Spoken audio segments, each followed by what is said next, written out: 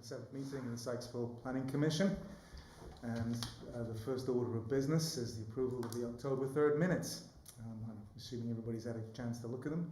Do I have a motion to approve those minutes? I'll make a motion. Okay, so Brandon, seconded Mike. All in favour? Aye. Go ahead, Shannon. Good Thank to you. go. Thanks. So moving on quickly, because there's a game. County updates. Hi, good evening. Good evening. So some really quick updates. The Transportation Master Plan staff is taking chapter by chapter to Planning Commission right now. We're hoping to have it through with Planning Commission probably in early spring, and then to the commissioners. There's a 2022 fall amendment, nothing from the town. And this will be the last amendment before the spring triennial update. And then the comprehensive rezoning, the ag and conservation text amendments were adopted last week, and those become effective December 1st.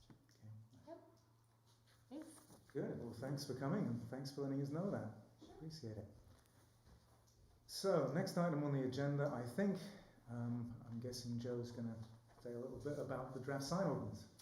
Yes, sir. So again, kind of a continuation of our discussion from the last meeting. There were several updates made to the draft ordinance, namely the 3-foot wide continuous passage space on sidewalks for temporary signage was added to, I think it's B1B in the ordinance. We were able to clarify the quote-unquote obscene definition, which was taken directly from some court cases. So again, if anybody has any questions about where that definition came from, we did copy and paste that from other areas. There was a request that a specific right-of-way or a specific setback be added to, I believe it was C7, which is 35 feet from a public highway. So signs can't be any closer than 35 feet from any public highway. And then some clarification to mobile signs to exempt commercial vehicles within town. So with all those changes made, we did obviously clean up the document, so you didn't see a red line. This is the clean version that would ultimately go to council if the Planning Commission is ready to make that recommendation. Okay. I just have one comment on it. Sure. And it contains section 8, which is actually the obscene section. Okay. Because I like yourselves, I look back at the difficulty of legal definition of what it is. Yeah. I recognise the language here, which is fair enough, but there's one thing that's missing, I think, and that's the actual definition of obscene. Because as it stands, things that are not actually obscene could actually fit the language that we've got down here. So I'd like obscene to have a phrase after it, something like containing material or of a sexual nature, because that's actually what it actually means.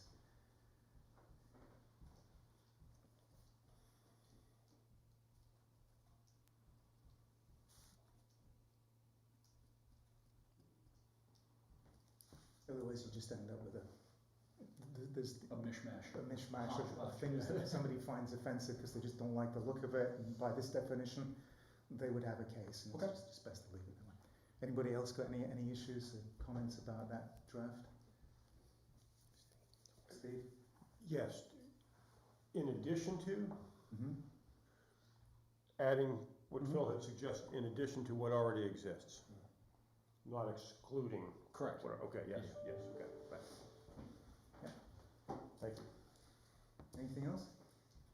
No? Are we ready to move forward at that particular point with the recommendation of the council that they accept this ordinance as it's presented? Okay, then do I have a motion for that? So Ted moves that we accept it as presented and Brandon seconds it. With the one change. With the one change? Yep. All in favour? Unanimous? Aye. Aye. Thank you. Good to go. Great. So next thing is schoolhouse overlook. Can I just say sorry, one thing? Yeah. When it comes to council, if there could be in the staff notes, something about whether or not 32 is a public highway. Yeah. Okay. Thank you. Yep. Sorry. Okay, great. Schoolhouse overlook. So really, this is just an update of how the process is moving forward. The Planning Commission had voted a meeting or two ago about the adequate facilities, with the caveat of the water and sewer issue that is still being worked out through the county. The council heard basically the same report and made a motion to approve the adequate facilities or to find it that the facilities are adequate for this particular property with the same caveat. Again, the reason kind of we wanted to make sure the planning commission was aware of that is we do have language in our ordinance that talks about the site plan having to be approved within a set amount of time after adequate facilities have been determined to be adequate. But with this particular property, there's not going to be any more than 5 units there. So really any of the changes that happen either for water and sewer or some of the other minor adjustments that have to be made to the site plan, it's not going to affect the adequate facilities. So again, we just want to make sure everybody's clear on that. And once some of the comments through the county or have been addressed, obviously that'll come back before planning commission, whenever that happens. Good. Any other questions about that? Okay, so the last item on the agenda is updates and correspondence. Do we have anything in that, Joe? I have just a few, again, these are just general updates, but the county utilities work is about to start on Springfield Avenue. This is the water and sewer upgrades. We hope that moves rather quickly. We expect it to be at least a 6-month project. So on the heels of that, the state will actually come in and do their stormwater work there along Springfield. So again, the Springfield Avenue area is going to be torn up for quite a while. On the heels of that, the town is actually going to do, we have 2 of our own smaller stormwater projects, one on Norwood Avenue, which we hope is completed probably sometime in the spring. And then we also have a little piece that will tie into the state work there off Central Avenue and tie into what's going on Springfield. So I'm sure most of you have heard of some stormwater issues along the backside of some of those houses on Springfield Avenue. We hope this alleviates quite a bit of that. Good. That's all I have. I just have one question about something that came up last time. You remember the business on Springfield Avenue, which was, we had a zoning appeal? Yes. How did that pan out? Yeah, so the hearing itself has actually been postponed. Well, I shouldn't say postponed. What's the good term for that?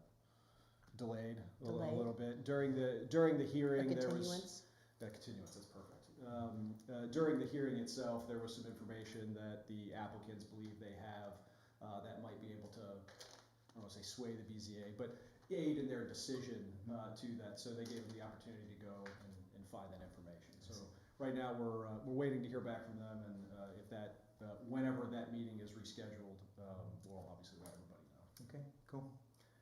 So that being said, anybody else got any comments, issues, anything to be brought up? Apologize for being late. Sure. Thank you for coming anyway. We're glad you're here. It was only 30 seconds or so. That being said, then I move that we adjourn. Seconder? Sure. Ted? All in favour? On we go, and go Ravens. Well done, gentlemen. Thank you. All right, well that must be... Wow. Record service.